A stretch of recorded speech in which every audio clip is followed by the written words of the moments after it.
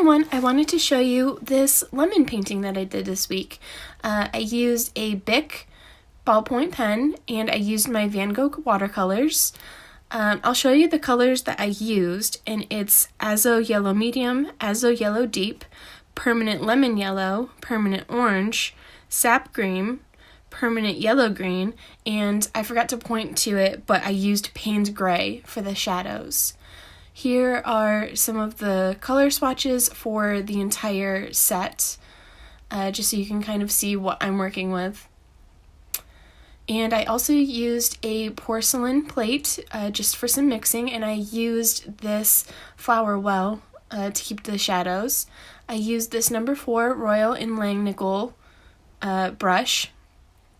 And now I am sketching out the composition of the lemon. I know you can't really see it, I'm sorry, but I'm just trying to make sure that the shape is how I want it. So it was really light and hard to capture this part of it on film, but I'm just trying to make sure that everything is where I want it to be, and that the composition is right. I'm doing it really light, and now I'm kind of going through and doing some of the details a little bit more. I'm working on the middle sections of the lemon, making sure to leave some room around the edge for the rind. And I'm darkening it up, and I'm trying to kind of define some of those little sections that you see in the lemon. I like using these pens. This is just a Bic crystal pen, just so that you can kind of see the journey of the drawing once you're done. I love being able to see the sketch lines and just, you know, how you got to the finished piece. I think it's a really pretty look. I don't do it all the time. I do like to use coal erase pencils sometimes. The pen is really great because it doesn't smudge with the watercolor. I wouldn't recommend using a pen for something like alcohol markers, just because it smears really badly. But for this, it's perfect. Same with the coal erase. That one you can use for pretty much anything, and it doesn't smear or smudge like a regular graphite pencil would. So now I'm going through and I am really, really darkening those final sections so that I can get ready to paint. And I'm also going through and I'm just hatching out some shadow areas. I'm not doing this really dark. I'm just trying to show a little bit of depth in this final sketching phase. It won't show through very much in the final piece, but I do think it adds a little depth, and it's kind of nice and interesting just to have this character in the final piece. Some areas where I'm trying to get it a little bit darker, I'm cross-hatching a little bit, but not a lot, and I'm just kind of slowly going back and forth, making sure that I have the values the way that I want them, occasionally darkening up a line where I need to, and I'm almost ready to start watercoloring.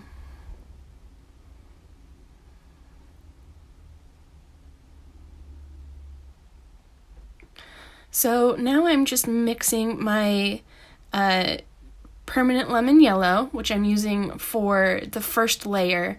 It is a very light layer, and it's just kind of going to be the highlights peeking through at the end, and also the permanent yellow green I'm using for the leaves.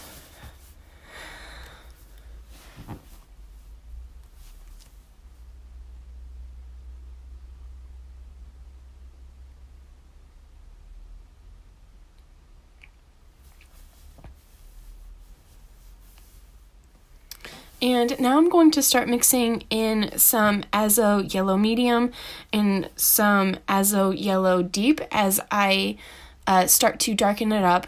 I'm making sure to do more of a patting motion as I go, and not so much just solid brush strokes, as it adds a little bit more texture to the finished piece.